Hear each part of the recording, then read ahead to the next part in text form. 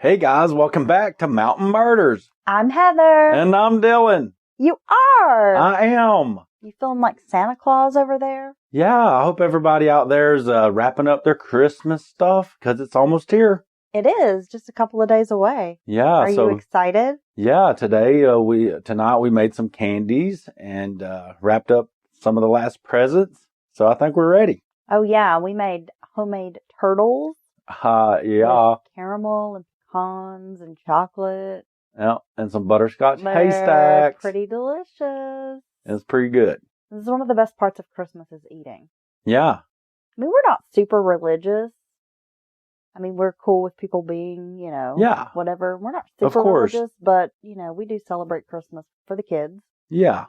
We do the Rockefeller Christmas. It's always fun to get together and hang out, eat snacks. And get stuff given to you. We don't ever get shit. Well, we that's spend true. all of our money on those kids, and you know it. Well, yeah, that reminds me of what I wanted to talk about here in our first little couple minutes is... Bring it in, bro. Yeah, I want to see if anyone else out there feels out this way. If we had adult friends that treat us like our kids do, we would be pissed and want that person to get away from us. Yeah. Right? So if you had a friend, every time you gave them a ride in the car, they're stuffing trash over in the side, little side pocket of the door or in the back seat. Sticking their feet up on the dash with their muddy shoes and grinding the dirt into the dashboard. Yeah, or they're stomping the cup holder that comes out in the middle back there in the back seat. Yeah, and then fucking it all up and it's all twisted and Right. broken, and then they don't even have the courtesy to tell you, hey, I broke your cup holder. Right. Or every time you get out of the car, as you mentioned, you're unloading 10 pounds of trash. Yeah, or they take your stuff in the house and move it and just lose it and shit. Yeah. And they're just fuck it. And then they think you're made of money. Yeah. And all they want to do is eat, and you buy them food, and then they don't even finish it. Yeah. So really, think about that. If you had an adult friend like that, you'd be like, dude. Get the fuck away from me. You need to get your shit together. I don't like you very much. Yeah, I want you to stop, and I'm not giving you any more rides because you keep breaking my car when you get in it. Right? Yeah, I know. What the heck? I don't know what the hell's up with those kids. I don't either. Yeah, so I'm sure someone else out there can relate. I think they should all get encyclopedias and some scrubbing bubbles for Christmas. So you're bringing back the Encyclopedia Britannica set? So they can scrub the bathroom after they finish doing what they do in there and looking up facts and stuff? Yeah, okay. Because, for example, if you want to join us on Monday evenings, I host trivia at Frog Level Brewing in Waynesville, North Carolina, Woo-woo. 6:30. And we took the kids, was that last week, to play? Yeah, a week or so ago. And I was like, oh, we'll have a group of kids. They're gonna be great. You guys are gonna win. And those kids didn't know shit. They didn't know a damn thing. And I'm like, what are you learning in school? You're getting extra homework for Christmas. I'm buying you a textbook. You don't even know the encyclopedias. General knowledge questions, guys. Stuff that you would learn in the Stuff 7th you grade. should be learning right now in school. I don't understand what these kids are doing in school. I think they're just Snapchatting or some shit. Yeah, I think teachers are letting them. Okay. Teachers, if you listen to the podcast, reach out. Let us know what the hell you're teaching these kids. Because when it comes to trivia, they don't know shit. They're not going to be any good at barroom trivia. Yeah, these kids are never going to amount to anything like being on a game show and winning $10 million and sharing it with me. Yeah, what the hell? And help them fix my damn car. Yeah. Okay. They broke the fucking cup holder. Okay. So now let's get down to business. Well, we are ready to present 2 actually separate cases, and this is part of our downloads of Christmas. Yeah, 12 downloads of Christmas. This is number 7, right? Yeah. Or are we already at 8? No, I think this is 7. I've lost count. We're just going to keep going. But yeah, we've got a couple more to get us through December. Yes. So this is some good cases here. This one's pretty fucked up. Yeah, that's what you were telling me earlier. Yeah, okay, so we have to get into this. On Easter Sunday, 2018, so not that long ago, police were dispatched to a residence off Eden Valley Drive in Lerona, West Virginia. A blood-soaked woman named Rowena Cheryl Mills, who was 41, she was wearing a bloody glove and just covered in blood, soaked through and through, is found by police. She tells officers a fake name and says she was injured after someone threw her basically through a plate glass window. Like in the movies? Yeah. Okay. Like she's fucking Kill Bill or something. I bet the cops like, what the fuck? Well, they were definitely like, what the fuck? And property owners who had discovered this woman offered the woman a ride just to try to get her out of the area. They didn't know what was going on with her, but she was freaking them out. I mean, you can imagine if you're home, let's say you live in kind of a wooded area, you've got several acres of land, and some crazy bitch covered in blood, soaked in blood, wearing a bloody glove and shit, just shows up on your property and she's acting nuts and saying she was thrown through a fucking plate glass window. Yeah. You'd probably be like, let me get you away from my house. Yeah, right? but I mean, you can get in the bed of my truck. You're not getting in the car like Right. looking like that shit. So cops are called because these people are like, well, we don't know what the fuck's going on. She was also carrying a pocket knife. So when the police arrive, they begin, like an initial interview, trying to figure out what's going on, assess the situation. She becomes incredibly agitated and combative. While in custody, because they put her in cuffs, she's going nuts. They put her in the back seat of the patrol car. She tells an officer, "You have to take me back to get my heads." Oh, that's not good. The police dismiss this part because they think it's just some of her ravings, because she's acting so out of it. Right, just more crazy talk from the crazy lady. She was also talking to someone, like an invisible person, called Daddy. Oh, hey. I didn't know you were there, Dylan. Oh, sorry and pretending about that she was having this conversation with this person. So the police chalk it up to this woman is either like having a psychotic episode or she's like on drugs. Well, yeah, that's what I would be thinking. She's having a full-blown, psychotic episode of some type. Until the body of 29-year-old Bo White is found on Clover Lane. Oh, my God. He had been decapitated. One bloody glove was found near the body. White's body was found inside his home, and you have to remember, this woman was found on this Eden Valley Drive area, which is only about a mile from Clover Lane. And so there's like some woods that separate the two streets, basically. Yeah. And so this woman had walked through the woods and ended up on these people's property. Only like a 15-minute walk from this guy's house. Other body parts were found inside the home as well. His head is going to be found later in the wooded area behind his house.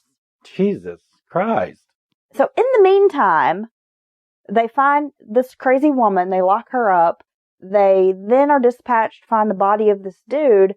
So while this Mills lady is in jail, she's talking about killing someone to inmates and jail staff, saying that she has murdered somebody.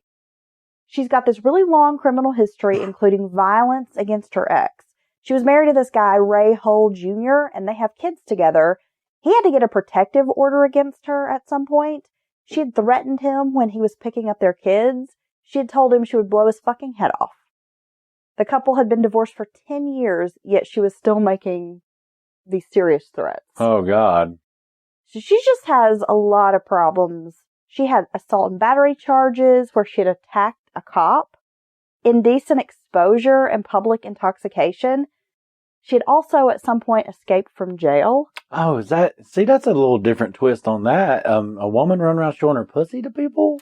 Apparently the incident with the indecent exposure charge related to a situation at a Whitesville truck stop. Okay. And she was ordered to never return to that store again. Oh, wow. That's pretty bad if you get banned from the truck stop. So I'm like, okay, so either she's in there showing everybody her hoo-ha. I'm sorry. I should have said hoo-ha. Or her twat, or whatever you want to call it. Or her boobs. Her labia, her vajazzled vajayjay. I don't know.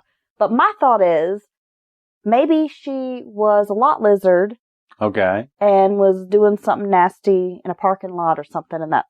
Oh, she could have been making that money. And I'm thinking that because she was also employed as a stripper. Uh-oh. Wait. For some time. Don't you dare. A dancer. A dancer. An entertainer. A performer. A performance artist. Yes. Right.